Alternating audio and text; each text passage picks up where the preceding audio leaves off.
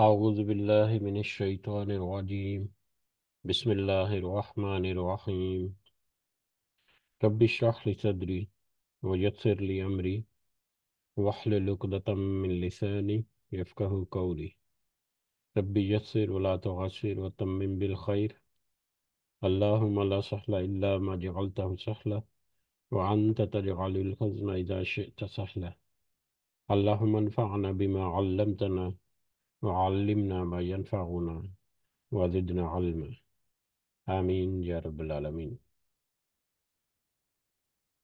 آج ہم انشاءاللہ اللہ کے خاص فضل و کرم سے، اس کی خاص رحمت اور توفیق سے ہم سورہ زخرف شروع کریں گے انشاءاللہ. سب سے پہلے ہم اسی کی حمد اور اسی کا شکر اور اسی کی تعریف کرتے ہیں جس نے ہمیں یہ وقت اور یہ مہلت عطا فرمائی، جس نے ہمیں یہ سہولیات، یہ ضروریات، بے شمار انعام و اکرام اور رزق ہمیں عطا فرمایا، اور خاص کر جس نے ہمارے دلوں میں یہ ڈالا کہ ہم اس بابرکت کلام کو سمجھنے کی کوشش کریں. اللہ تعالیٰ سے دعا ہے کہ اس کوشش میں ہمیں استقامت نصیب فرمائے. اس کے ذریعے سے اللہ تعالیٰ ہمیں صحیح اور سیدھے راستے کی طرف چلتے رہنے کی اور قائم رہنے کی توفیق عطا فرمائے، اپنی اور اپنے ساتھیوں کی اصلاح کرنے کی توفیق عطا فرمائے، اور اس دنیا کے ساتھ ساتھ اللہ تعالیٰ آخرت میں ہماری کامیابی اور فلاح اور اپنا خاص فضل و کرم دنیا میں بھی اور آخرت میں بھی ہمارے شامل حال رکھے. آمین یا رب العالمین. حسب روایت ہم اپنا پچھلا سبق جو ہے وہ دہراتے ہیں، جو کہ پچھلی سورہ جو ہے اس کی آیت نمبر 49 سے لے کر آنورڈ 53 تک، جس میں اللہ تعالیٰ نے فرمایا: آسمانوں کی اور زمین کی سلطنت اللہ تعالیٰ ہی کے لیے ہے. وہ جو چاہتا ہے پیدا کرتا ہے، جس کو چاہتا ہے بیٹیاں دیتا ہے اور جسے چاہتا ہے بیٹے دیتا ہے، یا انہیں جمع کر دیتا ہے، بیٹے بھی اور بیٹیاں بھی، اور جسے وہ چاہے بانجھ کر دیتا ہے. وہ بڑے علم والا اور کامل قدرت والا ہے. ناممکن ہے کہ کسی بندہ سے اللہ تعالیٰ کلام کرے مگر وحی کے ذریعے، یا پردے کے پیچھے سے، یا کسی فرشتہ کو بھیجے اور وہ اللہ کے حکم سے جو وہ چاہے وہی کرے. بے شک وہ برتر ہے، حکمت والا ہے. اور اسی طرح ہم نے آپ کی طرف اپنے حکم سے روح کو اتارا. آپ اس سے پہلے یہ بھی نہیں جانتے تھے کہ کتاب اور ایمان کیا چیز ہے، لیکن ہم نے اسے نور بنایا، اس کے ذریعے سے اپنے بندوں میں سے جسے چاہتے ہیں ہدایت دیتے ہیں. بے شک آپ راہ راست کی رہنمائی کر رہے ہیں. اللہ تعالیٰ اس اللہ کی راہ ہے جس کی ملکیت میں آسمانوں اور زمین کی ہر چیز ہے. آگاہ رہو کہ سب کام اللہ تعالیٰ ہی کی طرف لوٹنے ہیں. یہ الحمدللہ کنکلوڈنگ آیات تھیں پچھلی سورہ کی. آج ہم انشاءاللہ سورہ زخرف، جو اگلی سورہ مبارکہ ہے، وہ شروع کریں گے.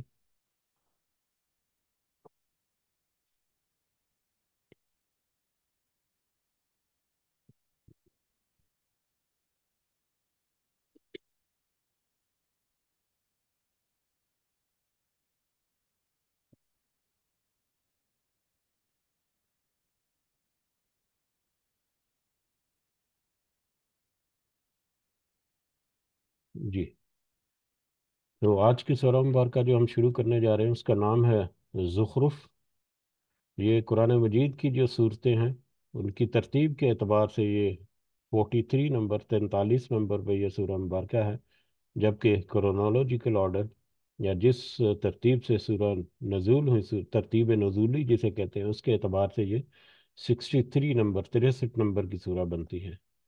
اس میں ٹوٹل 7 رکوع ہیں اور اس میں 89 99 یا 89 آیات ہیں، 7 رکوع اور 89 آیات پر مشتمل یہ مکی سورہ ہے، سورہ زخرف، جس کو آج ہم انشاءاللہ شروع کرنے جا رہے ہیں۔ زخرف اسی سورہ مبارکہ کی آیت نمبر غالباً 35 ہے، جس میں یہ لفظ آیا ہے، اور اسی لفظ کی مناسبت سے اس سورہ مبارکہ کی پہچان اور آئیڈینٹیٹی کے لیے اس کا نام زخرف رکھا گیا۔ اور زخرف کا معنی یا مطلب جو ہے وہ ہوتا ہے سونا، سونا یعنی یہ زیور یا زیورات یا اس طرح کی زیب و آرائش کی جو قیمتی چیزیں ہیں، جس میں سونا اور جواہرات وغیرہ جو زیب و آرائش وغیرہ کے لیے استعمال ہوتے ہیں، سونے کے مثل یا سونا، تو یہ اس کا مفہوم ہے۔ اور جب ہم اس آیت پر پہنچیں گے تو ہم اس کو صحیح اصل اس کا مفہوم کیا وہاں پر وہ سمجھنے کی کوشش بھی کریں گے، کہ اس جگہ پر اللہ تعالیٰ کا قول اس طرح سے ہے کہ اگر یہ اندیشہ نہ ہوتا کہ یہ سارے کے سارے ایک ہی طرح کے ہو جائیں گے، تو اللہ تعالیٰ اس ہدایت کا انکار کرنے والے جو ہیں ان کو، ان کے گھروں کو اور ان کی چھتوں کو اور دروازوں کو اور دیواروں کو اور ان کے تخت جن کے اوپر بیٹھتے ہیں وہ سونے اور چاندی اور زیورات سے اس طرح سے مزین کر دیتا۔ تو اس طرح کا مفہوم ہے، جب ہم وہاں پر پہنچیں گے تو انشاءاللہ اس کو مزید سمجھنے کی کوشش کریں گے۔ زمانہ نزول کے اعتبار سے دیکھیں تو یہ سورہ مبارکہ جو ہے، اس کا بھی موضوعات کے مطابق اس کا زمانہ مبارک جو ہے وہ بھی پچھلی جو کچھ صورتیں گزری ہیں ان صورتوں کے ساتھ ہی ہے۔ جیسے کہ پچھلی صورتیں ہم تسلسل سے دیکھ رہے ہیں، کہ جیسے سورہ صاد ہے، سورہ زمر ہم نے دیکھی، پھر سورہ مومن، پھر حامیم سجدہ، اور پھر ابھی ریسنٹلی جو ہم نے سورہ شورا دیکھی۔ تو یہ ساری صورتیں جو ہیں یہ تقریباً 4 5 اور 6 سنہ نبوی کے ارد گرد جو ہے یہ ساری صورتیں جو ہم نازل ہوئی۔ اسی اعتبار سے ہم اگر دیکھیں تو ترتیب نزولی ہے جو، وہ ترتیب نزولی بھی اسی ترتیب سے چلتی آ رہی ہے۔ جیسے پچھلی سورہ مبارکہ جو ہے وہ 62 نمبر تھی، اس سے پہلے 61 تھی، 61 پھر 60 تھی، تو 59 60 61 62 اور اب یہ 63 نمبر سورہ ہے۔ تو اس اعتبار سے دیکھیں تو یہ ساری صورتیں جو پچھلی ہم 3 4 صورتیں پڑھی ہیں انہی کے ہم زمانہ یہ صورت بھی ہے۔ تو اسی لحاظ سے ہمارے سامنے حالات و واقعات بھی وہی ہیں جو پچھلی صورتوں کے ہیں، اور اس کے موضوعات بھی اسی سے ملتے جلتے ہمیں ملیں گے، کہ یہ کس طرح سے مشرکین جو ہے وہ انکار کرتے ہیں، مخالفت کرتے ہیں، اور طرح طرح کے اقدامات کرتے ہیں نبی کریم صلی اللہ علیہ وسلم کے خلاف یا اس دین کے خلاف۔ اور اسی طرح سے ان کا جو توحید کا انکار ہے اور اس کتاب کا نہ ماننا ہے، آخرت کا نہ ماننا ہے، دوبارہ جی اٹھنے کا، دوبارہ اللہ تعالیٰ کا زندہ کرنا جو ہے اس کی نفی یا اس کا انکار کرنا یا اس کے بارے میں شک کرنا، تو یہ ساری چیزیں اسی طرح سے ان کا رویہ بھی اسی طرح سے، اور ان کو اسی طرح سے ایڈریس کرنا جو ہے اللہ تعالیٰ کی طرف سے، مزید اللہ تعالیٰ اپنی کچھ نشانیاں بتا کر اور مختلف انداز سے ان کے ان معاملات کو ہم نصیحت جو ہے ان کے بارے میں وہ اللہ تعالیٰ کی طرف سے ہمیں ملے گی۔ تو انشاءاللہ جیسے جیسے ہم آگے بڑھیں گے تو یہ انفولڈ ہوتا جائے گا ہمارے سامنے کہ کیا اس کے موضوعات ہیں۔ تو اسی مختصر تمہید کے ساتھ ہم شروع کرتے ہیں آج کا سبق۔ اعوذ باللہ من الشیطان الرجیم، بسم اللہ الرحمن الرحیم۔ حامیم والکتاب المبین۔ حامیم، کتاب کی قسم، کھول کھول جو کہ کھول کھول کر بیان کرنے والی ہے۔ اللہ تعالیٰ نے اس کتاب کی قسم جو ہے وہ یہاں پر کھائی۔ اس سے پہلے بھی ہم دیکھتے ہیں کہ پچھلی بھی کچھ صورتیں جو ہیں وہ اسی طرح سے حروف مقطعات سے شروع ہوتی ہیں، اور ان صورتوں میں بھی اللہ تعالیٰ اس قرآن کی قسم جو ہے اس کے مختلف صفات، اس قرآن کی، اس کتاب کی جو ہے ان کو ذکر کر کے اس کتاب کی قسم اللہ تعالیٰ کھاتے ہیں۔ اور قسم کس بات پر کھاتے ہیں؟ کہ دو اس کے میں ممکنات ہیں۔ ایک یہ کہ یہ کتاب جو ہے یہ ہماری طرف سے، جیسا کہ اسی اگلی آیت میں ہمیں ملے گا کہ یہ اللہ تعالیٰ کی طرف سے یہ کتاب جو ہے وہ نازل کی گئی ہے۔ اور دوسری بات کہ رسول جو ہیں، نبی کریم صلی اللہ علیہ وسلم جو ہیں وہ اللہ تعالیٰ کی طرف سے भेजे गए हैं या उनको उनकी तरफ से चुना गया अल्लाह ताला की तरफ से पैगाम रसानी के लिए, लोगों तक पैगाम पहुंचाने के लिए। तो इस इन दोनों में से एक बात या दोनों बातों के ऊपर अल्लाह ताला कसम खाते हैं इस किताब की, और वो किताब जो कि खोल कर बयान कर देने वाली है, मुबीन बहुत वाज़ेह निखार देने वाली है, हक और बातिल को निखारने वाली है, कुछ शक्कू को शुबात जो है वो उनको दूर करने वाली है, बहुत वाज़ेह और खोल कर बयान कर देने वाली है। हर हर चीज़ और हर हर वो इम्पोर्टेंट पॉइंट्स या गाइडलाइंस या नसीहत या वसीहत या जो वसीयत या जो भी इंसान की रिक्वायरमेंट है उसको पता होना चाहिए, उसकी पूरी गाइडलाइन कि वो इस दुनिया में अपनी ज़िंदगी कैसे गुजारी। तो हर हर चीज़ जो इस दुनिया में ज़िंदगी गुजारने के लिए है उसको वो खोल कर बयान कर देने वाली है। उसके करने के काम और ना करने के काम, हक और बातिल के दरमियान वादे तौर पर ये फर्क जो है उसको भी निखार देती है, खोल कर बयान कर देती है। तो इस किताब की कसम अल्लाह ताला खा कर कहते हैं, क्या कहते हैं, इन्ना जअलनाहु, कि बेशक हमने ही बनाया इसे, यानी इस किताब को, इस कुरान को, कुरानन अरबियन, एक अरबी किताब, अरबी कुरान, बेशक हमने ही इसे कुरान अरबी बनाया, लअल्लकुम ताकिलून, ताकि तुम समझो। कि बेशक अल्लाह ताला कहते हैं हमने ही इसे अरबी ज़ुबान में तुम्हारे पास भेजा या नाजिल किया, जो कि तुम्हारी अपनी ज़ुबान है, जिसकी फसाहत और बलागत को, जिसकी गहराई को तुम अच्छी तरह से समझते हो, जिसकी मतलब वुसअत जो है जिस ज़ुबान की, उसके ऊपर तुम बड़ा घुमंड और गुरूर करते हो कि तुम्हारी ज़ुबान जो है वो दुनिया की बाकी ज़ुबानों में से बेहतरीन ज़ुबान है। तो तुम्हारी अपनी समझ बूझ वाली ज़ुबान, जिसको तुम गहराई से समझते हो, उस कुरान में, उस ज़ुबान में हमने इस कुरान को नाज़िल किया, लअल्लकुम ताकिलून, ताकि तुम कुछ समझो, ताकि तुम कुछ अकल करो, ताकि तुम्हारे अकल में, तुम्हारे भेजे में ये सारी बातें पड़ें जो कि तुम्हारी अपने ज़िंदगी को इस दुनिया में संवारने के लिए और आखिरत में अच्छी मंजिल पाने के लिए तुम्हारे लिए बहुत ज़रूरी है और बहुत अहम है। यही वजह है कि ये कुरान अरबी का एक मोजज़ा जो है कि पूरे जितने अरब लोग थे वो इसको अच्छी तरह से समझते थे। जैसा कि हामीम सजदा जो हमने देखी थी वहाँ पर उतबा के साथ जो नबी करीम सल्लल्लाहु अलैहि वसल्लम ने उसको पहली 38 आयत जो है वो पढ़कर सुनाई थी, उसके उसके ऑफर के बदले में या उसके ऑफर के नतीजे में जो वहाँ पर गुफ्तगू हुई। तो किस तरह से उसने आद और समूद का जब की तरह की कड़क की वार्निंग दी, कुरान मजीद ने, तो उतबा ने नबी करीम सल्लल्लाहु अलैहि वसल्लम के मुंह के ऊपर हाथ रख दिया। इससे हमें अंदाज़ा होता है कि बहुत बेहतरीन मिसाल है हमें ये समझने के लिए कि ये कुरान जो है उसको वो किस कदर समझते भी थे और किस कदर ये कुरान की आयत जो है वो उनके ऊपर असर भी करती थी, ताकि तुम इसका असर कबूल करो और इसके ज़रिए से तुम कुछ सोच समझ कर कुछ होश के नाखुन लो, ताकि तुम अकल पकड़ो। इसलिए अल्लाह ताला की ये रहमत और करम नवाजी है कि उसने ये खोल खोल कर बयान करने वाली जो किताब है वो तुम्हारी अपनी जानी पहचानी अरबी जुबान में नादल की। व इन्नहु, और ये कि बेशक वो, फी उम्मिल किताबी, असल किताब में से है, फी उम्मिल किताब में, असल किताब में है। यानी ये किताब, ये कुरान तुम्हारे पास ये मौजूद है, ये दर हकीकत असल किताब का एक हिस्सा है। या उम्मुल उम्मिल किताब यहाँ पर लोहे महफूज के बारे में भी है, एक जगह पर किताब मकनून के नाम से भी इसका जिक्र है।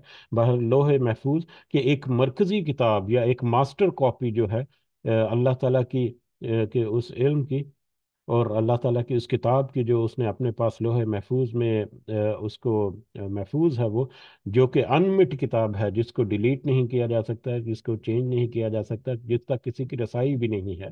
तो उस किताब में से यह हिस्सा या उस किताब का हिस्सा या इस किताब की असल कॉपी जो है वो तो लोहे महफूज में है।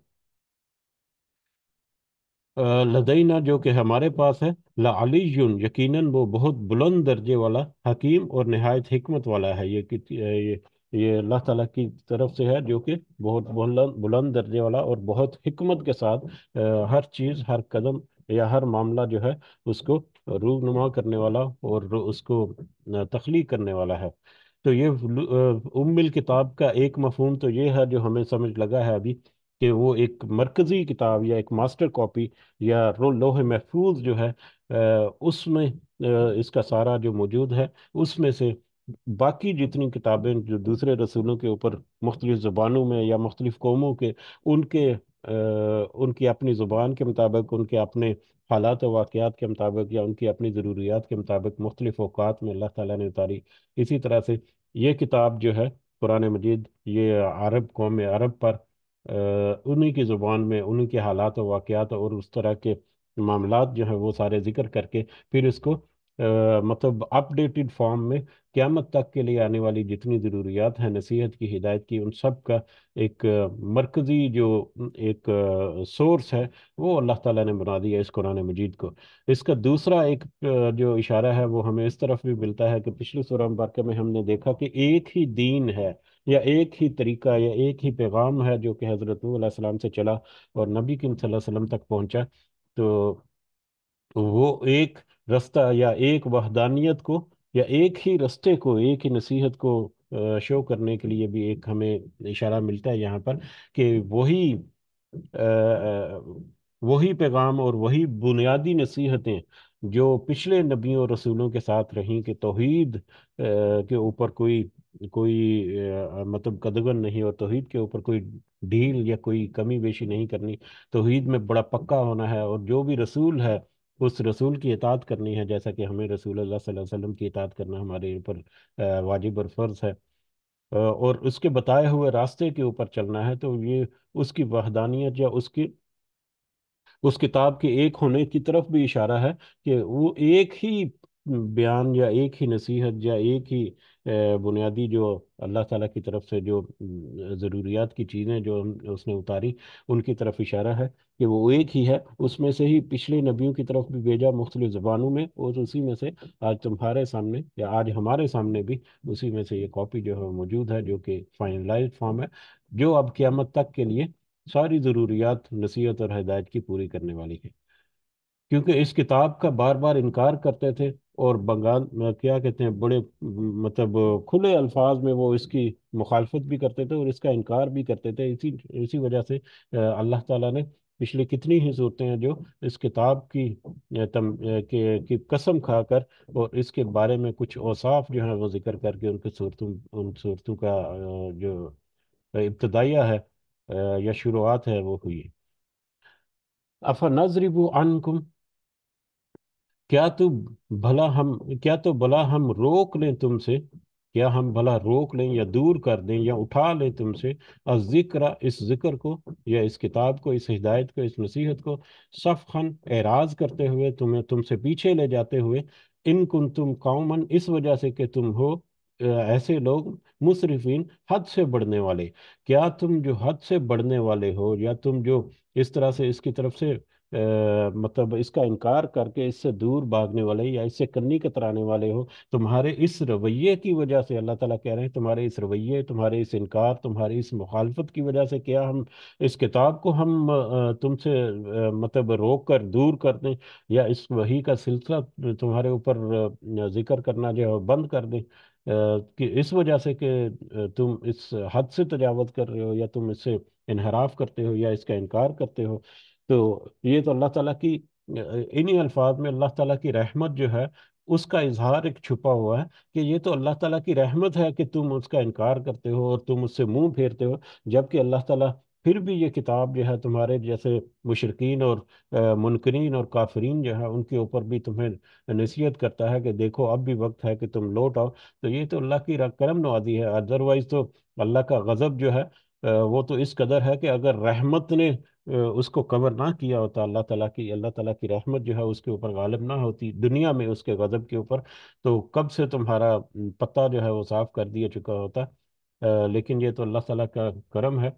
तो तुम्हारे इस रवैये की वजह से अल्लाह ताला तुमसे ये नसीहत या तुम्हारे ऊपर से ये करम उठा दे, ये ऐसा नहीं हो सकता। ये ऐसा ही है जैसे बचपन में हम देखते हैं कि बच्चे बहुत सारी ऐसी चीज़ें जो माँ बाप स्पेशली माएँ जो है उनके लिए करती हैं, लेकिन वो उससे खिंच खाते हैं, उससे वो दूर भागते हैं, उनके खाने पीने के मामलात में भी और पहने और उठने सोने के मैटर्स में भी। वो कई दफ़ा हमने देखा है कि बच्चे जो हैं वो जिद करते हैं, तो वो उस चीज़ को पसंद नहीं करते, लेकिन माँ बाप खासकर माएँ जो हैं वो उनके लिए जोर ज़बरदस्ती करती हैं। کیونکہ وہ ان کے لیے ضروری ہے، ان کی صحت کے لیے، ان کے دیگر معاملات کے لیے۔ تو جب وہ بڑے ہوتے ہیں تو پھر ان کو اس کی سمجھ آتی ہے کہ ہاں وہ کس قدر ضروری تھا ہمارے لیے۔ تو اسی طرح سے وہ تو صرف ایک مثال، ایک موضوع کو سمجھنے کے لیے، ادروائز کسی طور پر بھی کمپیریزن تو نہیں ہو سکتا اللہ تعالیٰ کی رحمت کا۔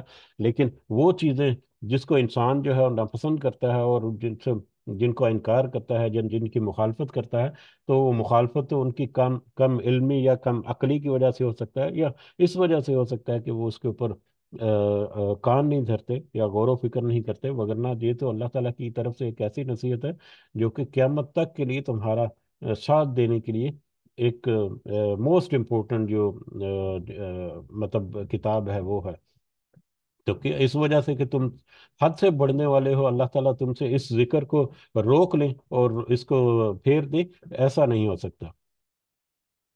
وہ کم، اور کتنے ہی ارسلنا ہم نے بھیجے، من نبی نبی، اور کتنے ہی ہم نے نبی بھیجے، فی الاولین پہلے لوگوں میں، پہلے لوگوں میں تم سے پہلے بہت ساری امتیں، بہت ساری قوموں کے لیے کتنے ہی نبی اللہ تعالیٰ نے بھیجے۔ وما یاتیہم، اور نہیں تھا آنا ان کا، یہ وہی پچھلی آیات وہ ہیں جو بہت دفعہ ہم نے دہرائی ہیں، اس کو مختصر تھوڑا سا کر کے دیکھتے ہیں انشاءاللہ، کہ کتنے ہی نبی اللہ تعالیٰ نے پچھلی امتوں یا پچھلے لوگوں میں بھیجے اللہ تعالیٰ نے۔ وما یاتیہم، اور نہیں آیا تھا ان کے پاس، من نبی کوئی نبی، الا کانوا بہ یستہزئون، مگر وہ سب تھے اس کا مذاق اڑاتے۔ اس سے پہلے کتنے ہی نبی اللہ تعالیٰ نے کتنی ہی امتوں کی طرف بھیجے، لیکن کوئی نبی ایسا نہیں گزرا جس کا ان کی امتوں نے مذاق نہیں اڑایا، یعنی سارے نبیوں کا ان کی امتوں نے مذاق اڑایا، اس کی مخالفت کی، اس کی تکذیب کی، اس کے خلاف اقدامات کیے۔ فَأَهْلَكْنَا أَشَدَّ مِنْهُمْ، تو ہم نے ہلاک کر دیا جو زیادہ سخت تھے ان میں سے، یعنی ان قوموں میں سے جو کہ زیادہ سخت تھی، بطشن پکڑنے میں، اپنی پکڑ میں، جو کہ ان مشرقین مکہ کے مقابلے میں، یا آج ایون ہمارے مقابلے میں زیادہ سخت تھی، زیادہ توانا تھی، زیادہ مضبوط تھی۔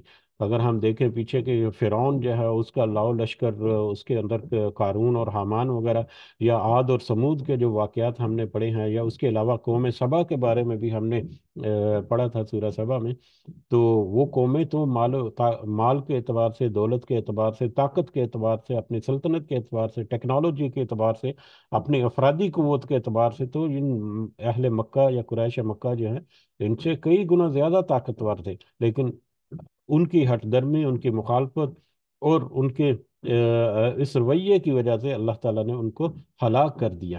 وہ مضا، اور گزر چکی، مثل الاولین، ان کی مثالیں پہلے لوگوں کی، یعنی ان پہلے لوگوں کی مثالیں جو ہیں وہ پہلے گزر چکی ہیں۔ گزر چکی مطلب قرآن مجید میں بھی مختلف مختلف جگہوں پر ان کا ذکر جو ہے وہ گزر چکا ہے، یا ان کی گزری ہوئی جو امتیں ہیں ان کی باقیات جو ہیں وہ مثال کے لیے تمہارے نصیحت کے لیے اب بھی موجود ہیں، جن کو اگر تم دیکھو تو تمہیں بہت ساری اس میں سے چیزیں مل جائیں گی، یعنی ان قوموں کے بارے میں بہت سارے معاملات جو ہیں اس سے پہلے تمہارے اوپر کھول کر بیان کیے جا چکے ہیں، تو وہ تمہاری نصیحت کے لیے تمہارے سامنے رہنے چاہیے کہ انہوں نے کیا کیا تھا، ان کے پاس اللہ تعالیٰ نے کیا نصیحت بھیجی، ان کا رویہ کیا ہوا تھا، ان کے رویے کی وجہ سے ان کا انجام کیا ہوا دنیا میں، اور آخرت میں جو انجام ہے ان کا، اس کا بھی اللہ تعالیٰ نے جگہ جگہ پر تذکرہ کیا ہے۔ ولا ان سألتہم، اور یقیناً اگر آپ پوچھیں ان سے، یعنی ان کافروں سے، ان مشرکین جو ہیں، اور اگر آپ ان سے پوچھیں، سألتہم ان سے سوال کریں، من خلق السماوات والارض، کس نے پیدا کیا ہے آسمانوں اور زمین کو؟ جب آپ ان سے سوال کریں کہ ذرا یہ تو بتاؤ کہ آسمانوں اور زمین کو کس نے پیدا کیا ہے، لا یقولن، تو بلا شبہ وہ ضرور کہیں گے، خالقہن، کہ ان کو پیدا کیا ہے العزیز اور علیم، بہت ہی غالب اور خوب جاننے والے نے، یعنی اس کو تو اس اللہ نے پیدا کیا ہے، اس کائنات کو، جو کہ غالب ہے اور خوب جاننے والا ہے۔ ہمیں پتہ ہے کہ مشرکین جو ہیں وہ اس بات کو تو مانتے تھے کہ اس پوری کائنات کی تخلیق جو ہے وہ اس اللہ تعالیٰ نے کی ہے، اس کے علاوہ کوئی اور خالق اس کا ہو ہی نہیں سکتا، اس کا جواب ان کے پاس یہی ہے۔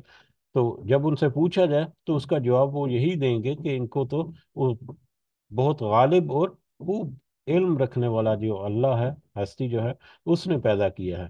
للذی، یہ وہی ہستی ہے۔ اب اس کی فردر ایکسپلینیشن جو ہے نبی کریم صلی اللہ علیہ وسلم یا اللہ تعالیٰ کی طرف سے ان کو سمجھانے کے لیے، الذی جعل لکم الارض مہدن، کہ یہ وہی ذات ہے، وہ اللہ ہے، اللہ وہی ذات ہے جس کے بارے میں تم کہتے ہو کہ کائنات تخلیق کی، اسی نے بنایا ہے تمہارے لیے اس زمین کو مہدن، بچھونا۔ یہاں پر بچھونا ہے، کہیں پر اس کا جو مطلب ہے فرش بھی کیا گیا ہے۔ بچھونا اور فرش تقریباً ملتے جلتے معنی ہے۔ اس کے کچھ ترجمے جو ہے اس میں گہوارہ بھی ملے گا، جیسے بچوں کا گہوارہ پنگوڑا وغیرہ ہوتا ہے، جس میں ان کو چھوٹی عمر میں ڈال کر سہلایا یا سلایا وغیرہ جاتا ہے، کہ وہاں پر کس قدر کمفرٹیبل اور کس قدر وہ پرسکون نیند جو ہے وہ ان کو ملتی ہے۔ تو یہ اللہ ہی ہے، یا اللہ ہی وہ ذات ہے جس نے اس زمین کو تمہارے لیے رہنے کے لیے ایک پرسکون جگہ جو ہے وہ بنایا ہے۔ اس میں مطلب اس کی سمودنت کو برقرار رکھنے کے لیے، جو کہ تقریباً 1700 کلومیٹر فی گھنٹہ کی رفتار سے اپنے محور کے گرد، اور تقریباً 1,07,000 کلومیٹر، 1,07,000 کلومیٹر فی گھنٹہ کی رفتار سے سورج کے گرد گھومنے کے لیے یہ چل رہی ہے۔ اس قدر تیز رفتاری سے جو چل رہی ہے، اس کو پھر تمہارے لیے سٹیبل کیا، اس میں پہاڑ گاڑ کر، اس میں دریا بہا کر، اس میں پانی کا نظام جو ہے وہ چلا کر، اور اس میں نباتات اور زندگی کے دیگر سارے معاملات اس نے تمہارے لیے جو پیدا کیے، تمہاری سہولت، تمہاری آسانی کے لیے۔ تو ان کی طرف غور کرو، یہ سارا کچھ اسی اللہ کی طرف سے ہے، جس کو تم کہتے ہو کہ یہ کائنات اس نے تخلیق کی۔ وَجَعَلَ لَكُمْ فِيهَا سُبُلًا، اور بنائے اس نے تمہارے لیے اس میں راستے، سبلن راستے، لعلکم تہتدون، تاکہ تم راہ پاؤ۔ اس نے تمہارے لیے اس میں راستے بھی بنائے۔ راستے راستے کچھ راستے تو ایسے ہیں جو قدرتی طور پر بنتے ہیں، جیسے پہاڑوں کے درمیان جو جگہیں ہوتی ہیں، وہاں پر انسانوں کے یا جانوروں کے یا دوسرے جو مطلب جاندار ہیں، ان کے گزرنے کے لیے یا رہنے بہنے کے لیے وہاں پر راستے یا جگہیں ہوتی ہیں۔ اسی طرح سے جہاں سے ندی نالے گزرتے ہیں یا دریا وغیرہ بہتے ہیں، تو ان کے ساتھ ساتھ بھی ایک قدرتی طور پر کچھ راستے جو ہیں وہ بنے ہوئے ہوتے ہیں۔ اس کے علاوہ بھی اگر دیکھیں تو یہ راستے جو ہے وہ کیوں اللہ تعالیٰ نے اس سے پہلے بھی ذکر کیا قرآن مجید میں، تو ہم نے سمجھنے کی کوشش کی تھی کہ زمین کی پراپرٹیز یا خصوصیت اللہ تعالیٰ نے ایسی کر دی کہ جہاں پر انسان جو ہے اس کا آنا جانا، یا جہاں پر اس کی آمد و رفت ہو، تو وہ 2-4 دفعہ جب وہ چلتا پھرتا ہے اس میں، تو وہ راستہ جو ہے وہ وہاں سے نظر آنے لگ جاتا ہے، اور وقت کے ساتھ ساتھ وہ راستہ جو ہے پختہ ہوتا جاتا ہے، یعنی پکا راستہ بنتا جاتا ہے وہ۔ تو یہ راستے، وگرنہ اگر تم صحرا اور ریگستان کی طرف دیکھو، کہ اللہ تعالیٰ اس زمین کو اگر اس طرح سے کر دیتا جس طرح سے صحرا اور ریگستان ہے، کہ وہاں پر کتنے ہی عرصہ آپ چلتے رہو، آپ کو ایک دن آپ گزرو گے، دوسرے دن آپ کو آپ کا اپنا جو گزرا ہوا راستہ جو ہے وہ وہاں پر نہیں ملے گا۔ تو یہ زمین کے اوپر جو اللہ تعالیٰ کی طرف سے یہ فضل ہے، یہ اس کی طرف اشارہ ہے کہ یہ راستے جو ہیں زمین کے اوپر، جس کی وجہ سے تم ٹریول کرتے ہو اور سفر کرتے ہو اور آتے جاتے ہو مختلف جگہوں پر، تو یہ بھی اللہ تعالیٰ کے فضل کی نشانیوں میں سے ایک نشانی ہے۔ یا دوسرا اس کی نشانی یہ بھی ہو سکتی ہے کہ جس طرح سے اللہ تعالیٰ نے اس زمین کے اوپر تمہارے لیے ایک سیدھے تمہارے چلنے پھرنے کے لیے راستے بنائے، اسی طرح سے یہ کتاب جو ہے یہ بھی تمہارے لیے ایک ہدایت کا راستہ ہے، اس صراط مستقیم کا جو کہ تمہیں ایک اچھی منزل کی طرف لے کر جانے والی ہے۔ بہرحال، لیکن یہ زمین کے اوپر جو راستے ہیں ان کی طرف اشارہ زیادہ ہے، کیونکہ اس سے آگے جو ہے وہ آیات جو ہیں وہ سفر کے متعلقہ آ رہی ہیں، ٹریولنگ کے متعلقہ ہے۔ تو یہ راستے جو ہیں یہ بھی تمہارے لیے اللہ تعالیٰ کی نشانیوں میں سے یا اللہ تعالیٰ کے فضل میں سے ایک فضل ہے، جس کو اگر تم سوچو سمجھو تو تم اس کو ضرور اس کی تعریف کرو۔ والذی نزل من السماء ماء، اور یہ وہی ذات ہے اللہ جس نے اتارا تمہارے لیے آسمان سے پانی بارش کی شکل میں۔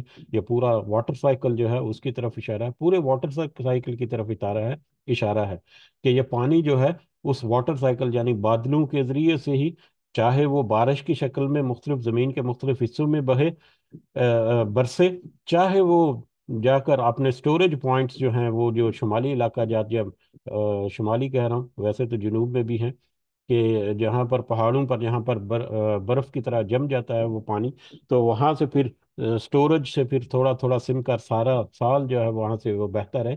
तो किसी भी सूरत में हो, तो ये अल्लाह ही है वो ज़ात जिसने तुम्हारे लिए पानी जो उतारा है बिकादरिन, उस एक अंदाजे से, यानी बकदर ज़रूरत, जितनी तुम्हें ज़रूरत है।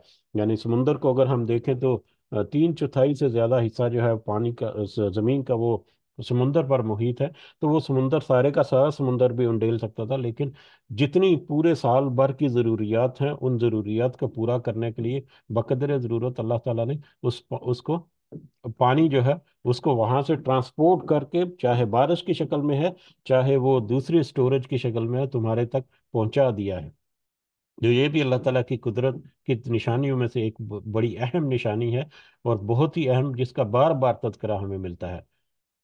फअंशरना बिही बलदतम मैतन, फिर हमने जिंदा किया उससे एक मुर्दा शहर को, उस पानी के जरिए से, चाहे वो बारिश की शक्ल में बरसे या बह कर तुम्हारे पास आए, उसके जरिए से फिर हम मुर्दा शहर को जिंदा किया हमने। यानी अल्लाह ताला ने उसमें से खेती वगैरह निकली, फसलें वगैरह, और बाकी जो जानदारों की ज़रूरत की चीज़ें जो है वहाँ से पैदा होती हैं, और उसे पानी पीने के लिए वो भी कहते हैं, पानी ज़िंदगी की एक बुनियादी ज़रूरत है, जिसके बारे में कोई शक व शुबा नहीं है। तो फिर हमने जिंदा किया इस मुर्दा शहर को, कज़ालिका, इसी तरह से तुखरजुन, तुम भी निकाले जाओगे। जिस तरह से जमीन से ये खासकर शहर या खेती वगैरह जिस तरह से निकलती है, ये एक बहुत अहम पॉइंट है, ये बहुत अहम एक निशानी है अल्लाह ताला की, कि किस तरह से ज़मीनी अज्जा जो हैं उनको खड़ा करके वो अपनी तरफ से उसमें रूह फूंक कर ज़िंदगी जो है वो उनको अता करता है, और वो जिंदा होकर हमारे सामने आ जाती है। जिस तरह से जो तुम्हारे सामने रोजाना की बुनियाद पर, या हर 2 4 6 महीने में तुम एक सफल फसल जो है वो उगाते हो, और उसको काट कर उसको मतलब फना कर देते हो, या अल्लाह ताला उसको फना कर देता है, और फिर वापस से एक फसल उठती है। तो फिर तो इसी तरह से वो तुम्हें भी जमीन से निकालेगा। वो इस पर पूरी कुदरत रखता है कि तुम्हें दोबारा से इस जमीन से उठा खड़ा करे, और उसमें दोबारा से जान डाल दे। वल्लाजी खलकल अज़वाज कुल्लहा, और जिसने पैदा किए जमीन के पैदा किए हर चीज के जोड़े, कुल्लहा, उन तमाम कामों को, यानी और जिसने उन तमाम कामों में हर चीज के जोड़े पैदा किया। जौज जोड़े, इसके बारे में हमने तफसील से देखा था।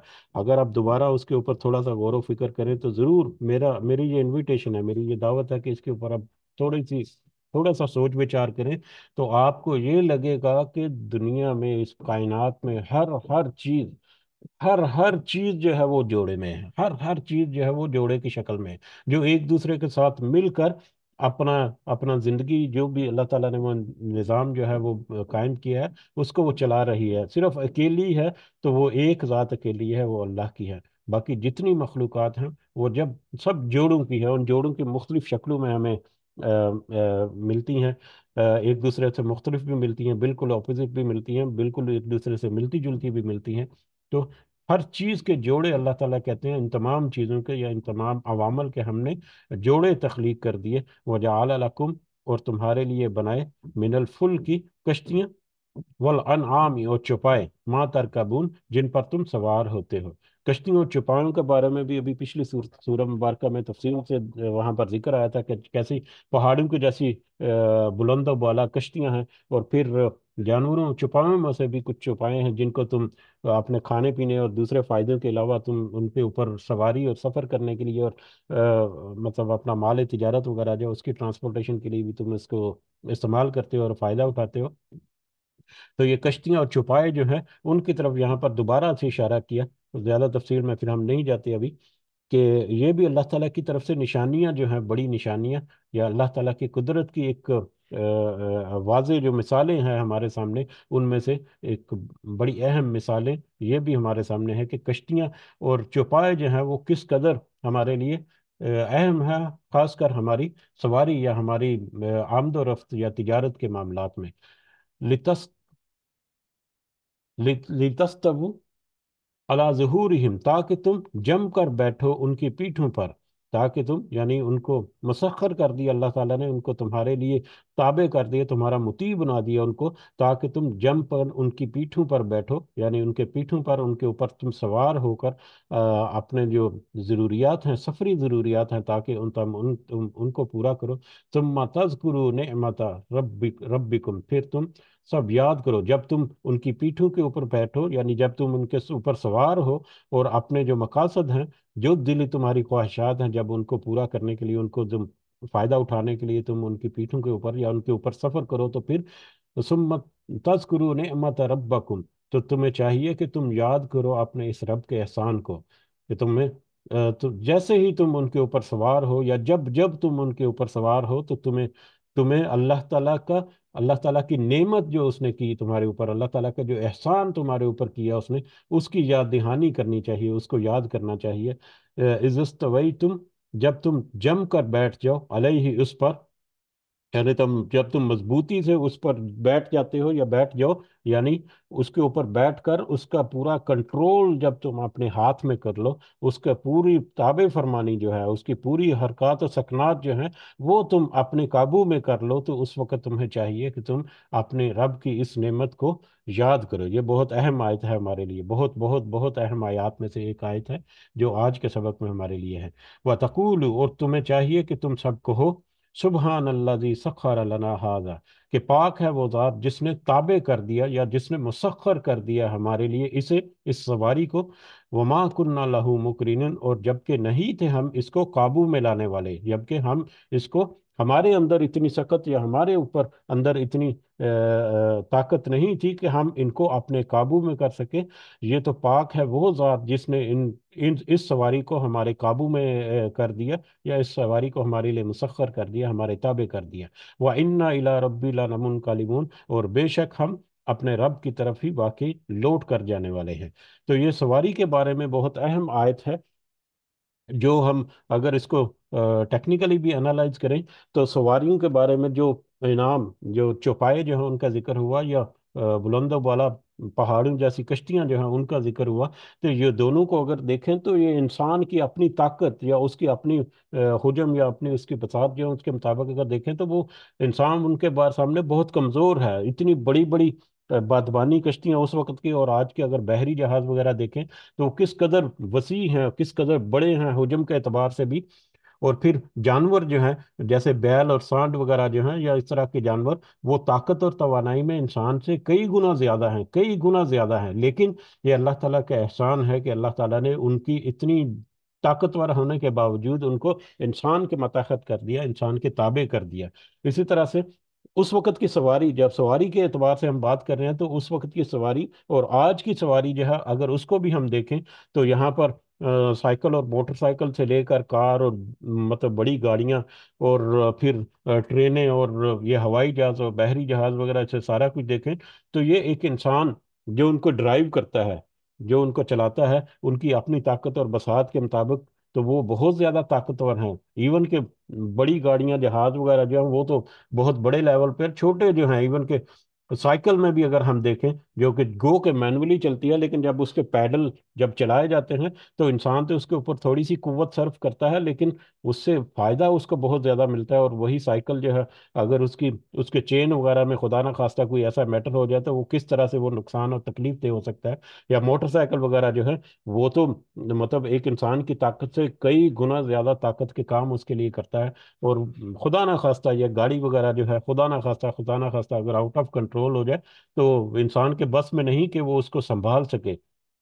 तो ये तो अल्लाह ताला की कुदरत है उसके ऊपर, कि उसने कुछ नॉब्स वगैरह या कुछ उसके कंट्रोल्स वगैरह जो हैं, उसको अल्लाह ताला ने इस्तादात दी कि एक्सेलरेटर के ज़रिए से और ब्रेक के ज़रिए से और स्टीयरिंग के ज़रिए से उसको कंट्रोल किया है, जिस तरह से एग्जैक्टली वो जानवर जो है चौपाए, या सवारी जो है, जानवर की सवारी जो, उसको इसी तरह से वो जो जिसको हम नकेल वगैरह कहते हैं, उसके ज़रिए से कंट्रोल करता है।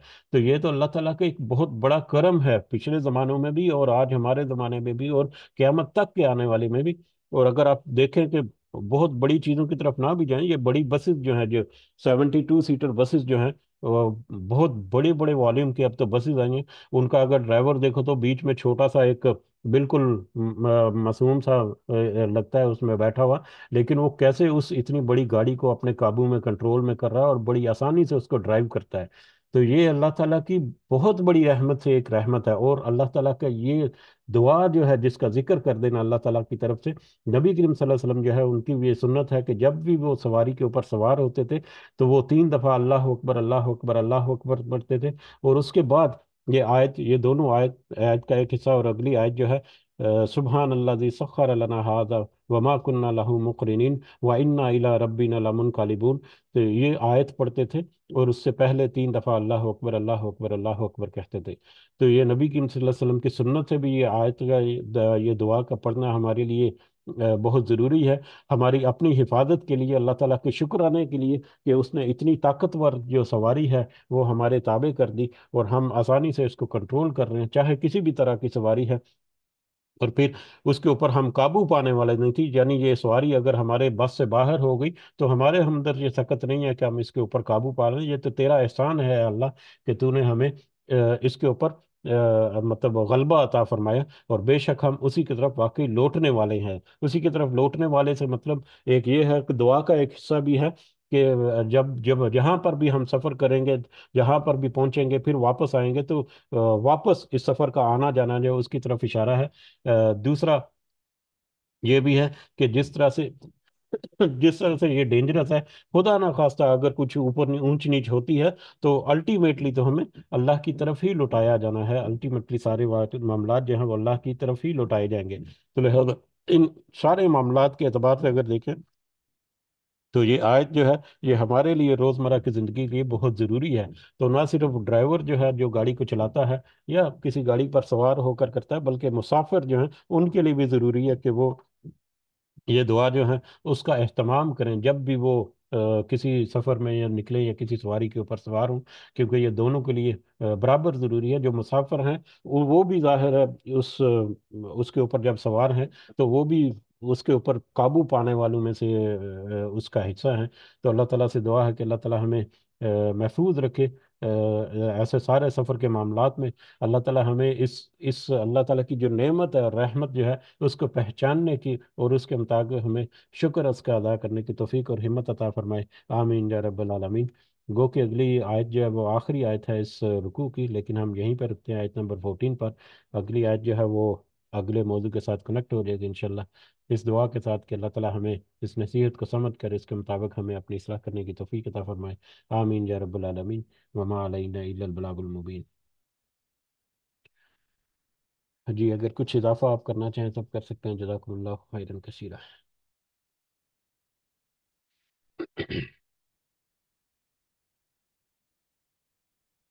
बहरहाल आगे बढ़ते हैं। इस दुआ को आप ज़रूर याद रखें, यकीनन याद होगी सबको। लेकिन फिर भी अगर कुछ इसमें कमी पेशी होती है या कुछ मिसिंग होती है तो आप ज़रूर इस दुआ को अपने जहनों में रखें। जब भी सफ़र का इरादा हो, जब भी सफ़र आप शुरू करें, किसी भी सवारी पर सवार हों, तो ये ज़रूर पढ़ें, अल्लाह अकबर अल्लाह अकबर अल्लाह अकबर, सुबहान अल्लाज़ी सख्खर लना हाज़ा वमा कुन्ना लहू मुक़रिनीन व इन्ना इला रब्बिना लमुनक़लिबून। यकीनन अल्लाह ताला उस सफ़र में भी बरकत डालेगा और इसका अजर भी देगा जो हमने अल्लाह ताला को उसकी अपनी अल्लाह ताला की नेमत को याद करके अल्लाह ताला का शुक्र अदा किया। बहरहाल रमज़ान का जो हमारा सिलसिला चल रहा था उसका आज तीसरा चैप्टर है या तीसरा लेसन जो कह लें, उसकी तरफ बढ़ते हैं। तो कल जो हमने शुरू किया था सिलसिला उसका, उससे आगे हम थोड़ा सा मज़ीद देखते हैं। उसके बाद फिर हम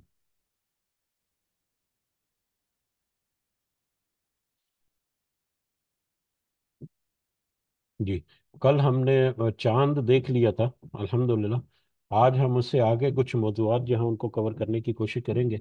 और इसमें हम देखते हैं ये वही रोज़ू के मसाइल, इकबाल केलानी की जो बुक है, एक मुख्तसर किताब है एक्चुअली ये उसमें से हम दोबारा से आज शुरू करते हैं। तो सबसे पहले नीयत के मसाइल हैं यहाँ पर। और नीयत के मसाइल में नीयत जो है, किसी भी काम का इरादा जो है वो उसके उसका जो उसका जो अजर है उसका दारोमदार उसकी नीयत पर है, उस इरादे पर है। तो अमाल के अजर का اعمال کے اجر و ثواب کا دار و مدار جو ہے وہ نیتوں پر ہے، کہ جس نے جس قدر اچھی اور خلوص کے ساتھ نیت کی، وہ اسی قدر اچھے اجر کا اور ثواب کا مستحق ہوگا۔ گو کہ یہ ایک عام ایک حدیث ہے، ایک اوپن ہر طرح کے معاملات میں، اور کیونکہ رمضان میں داخل ہو رہے ہیں اور رمضان کے روزے رکھنے کی نیت کرنی ہے یا ارادہ رکھنا ہے، تو اس کا ارادہ جو ہے خالص اللہ تعالیٰ کے لیے، اور بہت اچھا جو ہے ارادہ، بہت اچھی نیت جو ہے وہ ہونی چاہیے۔ اور یہ نیت جو ہے وہ در حقیقت دل کے ارادے کا نام ہے۔ جو اللہ تعالیٰ دل کے ارادوں کو جانتا ہے، وہ الفاظ جو ہے وہ ضروری نہیں ہیں اب نیت کے۔ بہرحال سب سے پہلے تمہید میں ہی اعمال کے اجر و ثواب جو ہے اس کا دار و مدار نیتوں پر آتا ہے۔ اور پھر اس کے بعد ہم دیکھتے ہیں کہ یہاں پر دوسرا جو ہے، کیونکہ نیت کے ساتھ تعلق ہے، تو نیت میں اگر دکھاوا آ جائے گا تو وہ اس عمل کو گڑبڑ کر دے گا، اس عمل کو ضائع کر دے گا۔ تو دکھاوے کا روزہ، یعنی ظاہری طور پر تو کسی کو مطلب سب کو تو پتہ ہے ظاہری اعتبار سے کہ کسی کا روزہ ہے یا کسی کا روزہ نہیں ہے، لیکن اگر دکھاوے کا روزہ رکھے گا، اس کی نیت میں ہی دکھاوا ہے، تو پھر اس صورت میں دکھاوے کا روزہ جو ہے وہ شرک ہے۔ جیسا کہ یہ حدیث جو ہے یہ احمد سے روایت ہے، مسند احمد سے، کہ رسول اللہ صلی اللہ علیہ وسلم نے فرمایا کہ جس نے دکھاوے کی نماز پڑھی اس نے شرک کیا، جس نے دکھاوے کا روزہ رکھا اس نے بھی شرک کیا، اور جس نے دکھاوے کے لیے صدقہ کیا اس نے بھی گویا شرک کیا۔ تو دکھاوے کے اعمال جو ہیں، چاہے اللہ تعالیٰ کی رضا کے لیے ظاہری طور پر لگے، لیکن اس کی نیت جو ہے اگر وہ دکھاوے کی ہے، نیت اگر خالص نہیں ہے، تو وہ شرک بھی ہو سکتی ہے۔ تو ہمیں اس کی طرف ضرور توجہ رکھنی ہے۔ اور یقیناً یہ ہمارا کوئی ارادہ ایسا نہیں ہوتا، اللہ تعالیٰ کا بڑا فضل ہے ہمارے اوپر، لیکن پھر بھی مطلب دوسروں کو یہ پیغام جو ہے وہ پہنچا دینا چاہیے۔ اور میرا ذاتی خیال جو ہے کہ اس طرح کے معاملات ہوتے رہتے ہیں، اس طرح کے معاملات بہت ساری جگہوں پر ایسا بھی ہے کہ دوسروں کو دکھانے کے لیے بھی کہ ہاں ٹھیک ہے ہم نے روزہ رکھا ہوا یا ہم نے روزہ نہیں رکھا ہوا، نہیں رکھا ہوا چلو وہ تو کوئی مجبوری یا کچھ ہو سکتا ہے، اور اگر بغیر مجبوری کے کوئی کرے گا ایسا تو وہ یقیناً اس کا پوچھ گچھ اس سے ہونی ہے۔ لیکن جو دکھاوے کا کرے گا ایسا کچھ بھی کام، تو اس کو ضرور احتیاط کرنی چاہیے اس کے بارے میں۔ اس کے علاوہ روزے کی نیت دل کے ارادے کا نام ہے، جیسا کہ ابھی ذکر ہوا کہ مروجہ الفاظ جو مختلف صورتوں میں ہمیں آتے ہیں، وہ بِصَوْمِ غَدٍ نَوَیْتُ، ہم نے بھی بچپن میں یہی دعا جو ہے وہ پڑھائی گئی یا سنائی گئی یا یاد کرائی گئی، ہم اسی دعا کو بس کرتے تھے۔ لیکن یہ جو دعا ہے وہ بِصَوْمِ غَدٍ نَوَیْتُ من شہر رمضان، ایسا کر کے ہے پورے الفاظ، تو یہ سنت سے ثابت نہیں ہے، کسی سنت کسی حدیث سے کہیں سے بھی ثابت نہیں ہے اس طرح کے الفاظ روزہ رکھنے کی نیت کے۔ تو لہذا روزے رکھنے کی نیت میں ایسے الفاظ کو چننا جو ہے اس سے اجتناب کرنا چاہیے۔ لیکن روزہ رکھنے کی جو نیت ہے، یہ ارادہ جو ہے وہ پکا اور مستحکم ہونا چاہیے۔ تو وہ روزہ رکھنے کے جو یہ دعا جو ہمیں سکھائی گئی ہے وہ سنت سے ثابت نہیں ہے۔ تو لہٰذا اگر ہم کوئی ایسا ہے تو اس کو ترک کر دینے، ٹھیک ہے اچھے الفاظ بھی ہوتے ہیں، لیکن اس کا دین کا حصہ سمجھ کر ایسے الفاظ کو ادا کرنا، اس سے ہمیشہ جو ہے اعراض رکھنا چاہیے۔ اس کے علاوہ مسئلہ نمبر 34 یہاں پر لکھا ہے، فرض روزے کی نیت فجر سے پہلے کرنا ضروری ہے۔ اچھا، جو فرض روزے ہیں رمضان کے، ان کی نیت ضروری ہے، چاہے وہ قضا کر کے قضا ہو رہی ہو ان کی، چاہے رمضان کے دوران ہے، ان کی نیت جیسے کہ نفلی روزے کے بارے میں ہے کہ وہ نفلی روزہ جو ہے وہ تو صبح زوال سے پہلے بھی اس کی نیت کی جا سکتی ہے، جیسا کہ یہ آگے ہے۔ اگلا مسئلہ جو ہے نفلی روزے کی نیت جو ہے دن میں زوال سے پہلے بھی کی جا سکتی ہے۔ نبی کریم صلی اللہ علیہ وسلم سے بھی کچھ احادیث سے یہ ثابت ہوتا ہے کہ صبح اٹھ کر انہوں نے کچھ پوچھا کھانے کے لیے، تو ان کو جواب ملا کہ کھانے کے لیے تو کچھ نہیں ہے، تو نبی کریم صلی اللہ علیہ وسلم نے روزے کی نیت ارادہ کر لیا کہ میں تو آج پھر روزے سے ہوں۔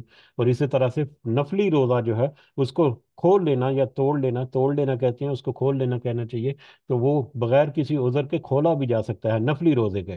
لیکن فرض روزہ چاہے قضا ہے یا چاہے اس کی شکل میں ہے، رمضان میں ہے، اس کو رکھنے سے فجر سے پہلے سحری سے پہلے اس کی نیت جو ہے وہ ہونی چاہیے۔ اور ہماری ایکسٹینڈنگ کی نیت جو ہے پورے رمضان کے روزے انشاءاللہ رکھیں گے اللہ تعالیٰ کے فضل و کرم سے، اور اللہ تعالیٰ کی ہمت و توفیق سے جو اللہ تعالیٰ ہمیں عطا فرمائے گا، تو یہ نیت جو ہے وہ ہونی چاہیے۔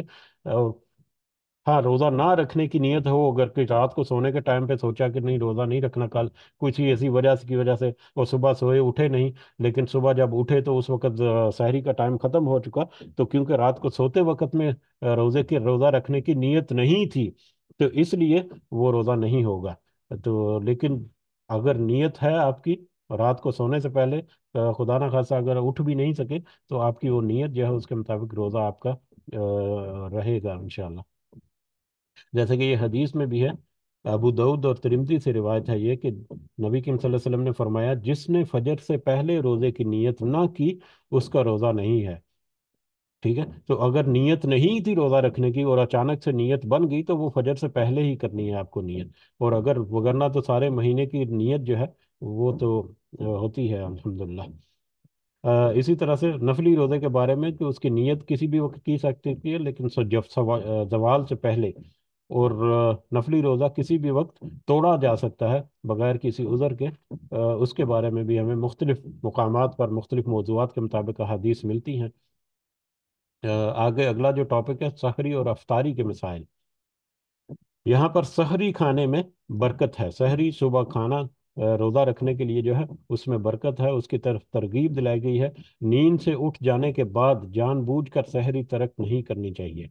अगर तो नींद से आंख नहीं खुली तो उस सूरत में तो उसकी रुख्सत है, लेकिन अगर नींद से उठ गए हैं तो उस सूरत में जानबूझकर सहरी को तर्क करना, ये इससे एराज करना चाहिए। कई लोग हमने देखे हैं कि वो रात को ही अच्छा खाना पीना खा कर सो जाते हैं, जी बस हमारा खाना पीना हो गया।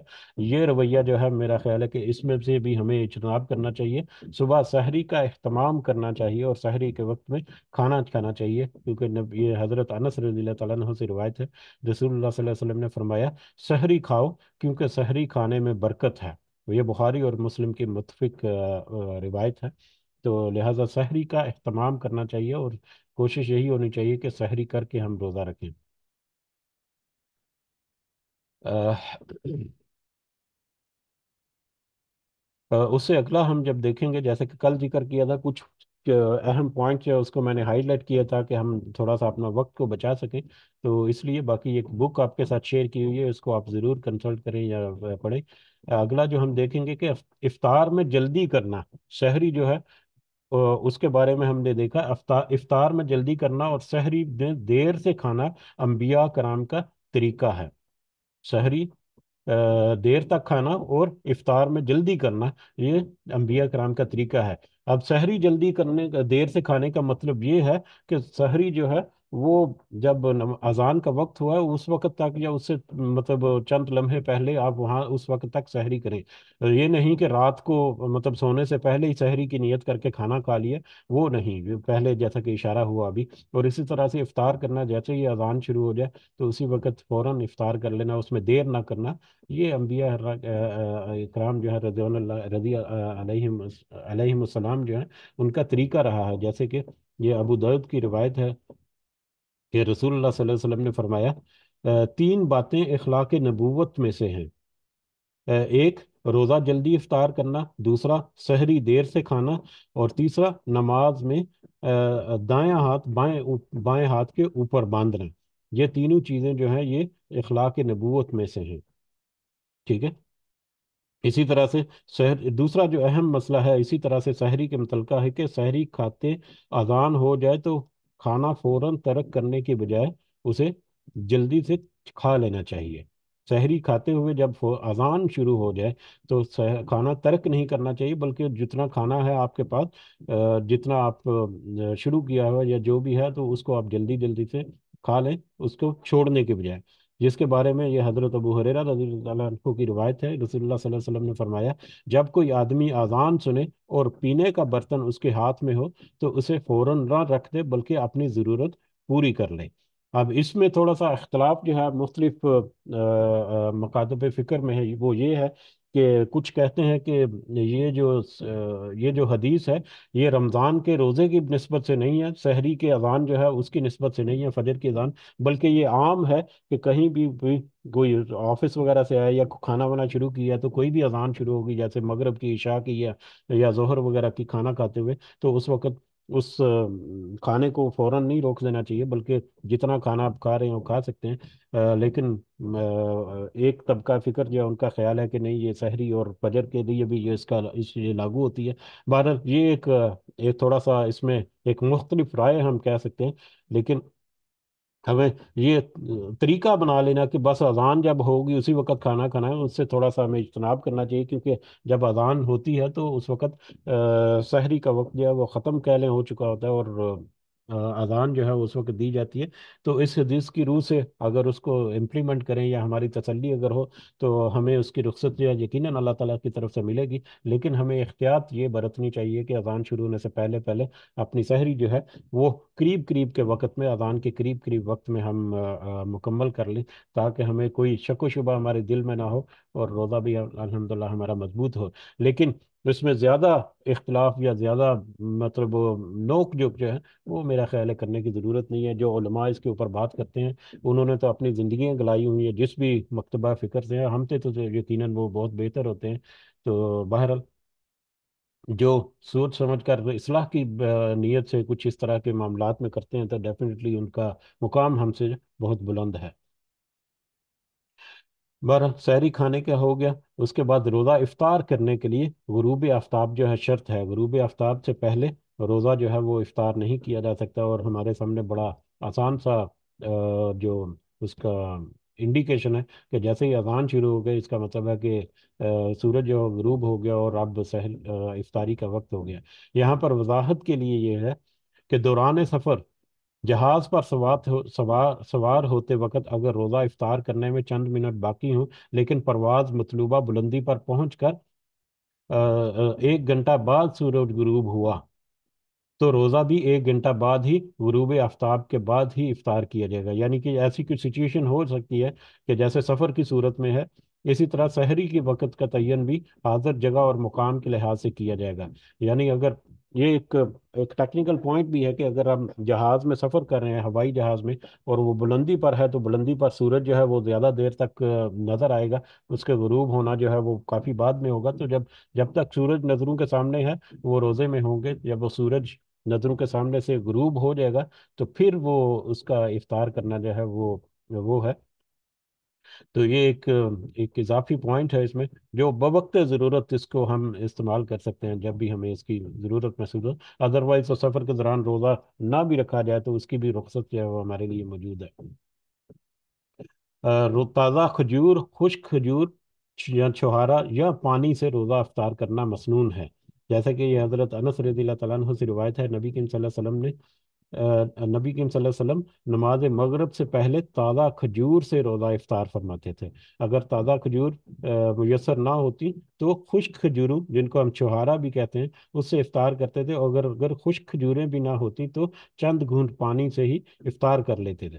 تو لہذا افطار کرتے وقت جو بھی ہمارے پاس کھانا وانا یا جو بھی چیزیں پڑی ہیں، ہمیں روزہ افطار جو ہے ان تین چیزوں میں سے اسی ترتیب سے ہمیں کرنا چاہیے کہ تازہ کھجور ہے تو اس سے ہم افطاری کریں، اگر تازہ کھجور نہیں ہے تو چھہارا یا خشک کھجور ہے اس سے افطار کریں، اگر وہ بھی نہیں ہے تو پانی کے کچھ گھونٹ جو ہے وہ افطاری کے لیے ہم کریں۔ اس کے بعد پھر اپنا باقی کھانا پینا جو ہے وہ پھر جو بھی اللہ تعالیٰ ہمیں اپنا فضل سے جو بھی ہمیں عطا کرتا ہے۔ تو روزہ افطار کرنے کا متعلقہ ہو گیا۔ روزہ افطار کرتے وقت درج ذیل دعا جو ہے وہ مانگنا مسنون ہے۔ اب روزہ افطار کرنے کے بھی بہت ساری مختلف دعائیں جو ہے ہم نے بھی بچپن میں یاد کی تھی یا یاد کرائی گئی تھی، وہ بھی ہمیں احتیاط رکھنی چاہیے کہ ان کا بھی کوئی سنت یا کسی حدیث سے کوئی ثابت نہیں ہے۔ جو مسنون دعا جو ہے وہ یہ ہے، جو ہائی لائٹ کی گئی، انڈر لائن کی گئی ہے: ذاہب الظما وابتلت العروق وثابت الاجر انشاءاللہ، جس کا مطلب یہ ہے کہ پیاس ختم ہو گئی، رگیں تر ہو گئیں، اور روزے کا ثواب انشاءاللہ پکا ہو گیا۔ تو یہ ابو داؤد کی ایک مستند جو ہے روایت ہے۔ اس روایت یا اس دعا کو ہمیں اپنانا چاہیے، اور یہ دعا جو ہے وہ روزہ کھولنے کے بعد کی، یہ نہیں ہے کہ آپ پانی یا کھجور جس سے بھی آپ روزہ کھول لیں تو یہ دعا جو ہے اس سے پہلے نہیں، جب روزہ افطار کر لیں تو اس کے بعد یہ دعا پڑھیں. اس کے مطلب جب معنی جو ہے وہ بھی ہمیں اس طرف اشارہ کرتا ہے کہ یہ دعا کب پڑھنی ہے. کہ پیاس ختم ہوگی جب ہم روزہ افطار کریں گے، پانی پیئیں گے تو پھر ہی پیاس ختم ہوگی اور رگیں تر ہوں گی. تو پیاس ختم ہو گئی، رگیں تر ہو گئی، اور روزے کا ثواب انشاءاللہ پکا ہو گیا اللہ تعالیٰ کی طرف سے. تو یہ دعا جو ہے اس کا اہتمام کرنا چاہیے. اس کے علاوہ باقی جو دعائیں جو کچھ یاد ہیں تو ان کی طرف ہمیں تھوڑا سا گریز کرنا چاہیے. تو مسنون دعا ہمارے سامنے آج موجود ہے، یقیناً ہم سب کو پتہ ہے پہلے. اس کے بعد ہے روزہ افطار کرانے والے کا اجر روزہ افطار کرنے والے کے برابر ہے. اگر کسی کی افطاری کا اہتمام کیا جائے تو جو روزہ افطار کرانے والا ہے اس کا اجر، اور جو روزہ دار ہے اس کا اجر، دونوں کے اجر برابر ہوں گے. یعنی روزہ دار کو بھی اس کا اجر ملے گا ڈیفینیٹلی، لیکن جو اس کا افطار کرا رہا ہے اس روزے دار کے برابر اس افطار کرانے والے کو بھی اس کا اجر ملے گا. جیسا کہ یہ حضرت زید بن خالد جہنی جو ہے ان کی روایت ہے رضی اللہ تعالیٰ عنہ کہ رسول اللہ صلی اللہ علیہ وسلم نے فرمایا، جس نے روزہ دار کو روزہ افطار کرایا اسے بھی اتنا ہی اجر ملے گا جتنا اجر روزہ دار کے لیے ہوگا، اور روزہ دار کے اجر سے کوئی چیز کم نہ ہوگی. روزے دار کو پورا اجر ملے گا، اور اس کے برابر اجر جو ہے وہ اس کو بھی ملے گا جو جس نے روزہ افطار کرایا ہے. اس کے بعد ہم یہ دیکھیں کہ روزہ افطار کرانے والے کو درج ذیل دعا جو ہے وہ دینی چاہیے. اب روزہ جو افطار کرائے کسی کا تو ہمیں اس کے جواب میں اس کی یہ دعا جو ہے اس کا اہتمام کرنی چاہیے کہ افطر عندکم الصائمون وأكل طعامكم وأكل طعامكم الأبرار وتنزلت عليكم الملائكة. اس کا مطلب یہ ہے کہ روزہ دار اے روزے دار، تمہارے ہاں روزہ دار تمہارے ہاں افطار کرتے رہیں، روزہ افطار کرتے رہیں. نیک لوگ تمہارا کھانا کھاتے رہیں، اور فرشتے تمہارے ہاں رحمت لے کر نازل ہوتے رہیں.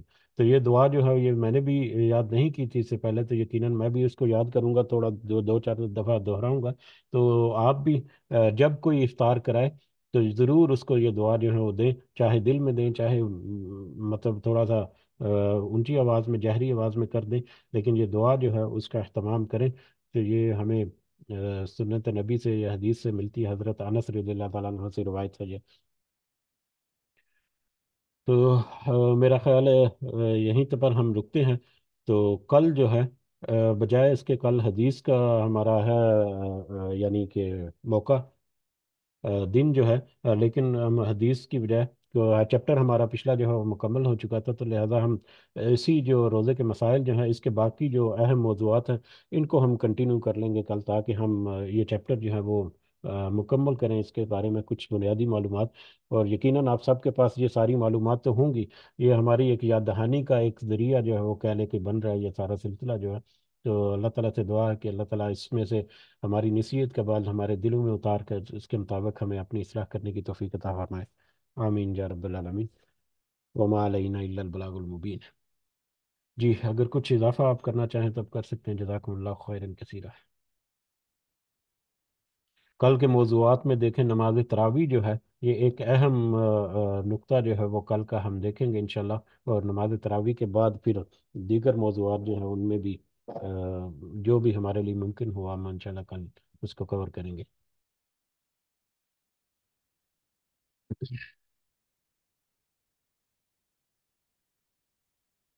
جی ٹھیک ہے، پھر اجازت چاہتے ہیں. سب کو دعاؤں میں ضرور یاد رکھیں. اللہ تعالیٰ سب کا حامی و ناصر ہو.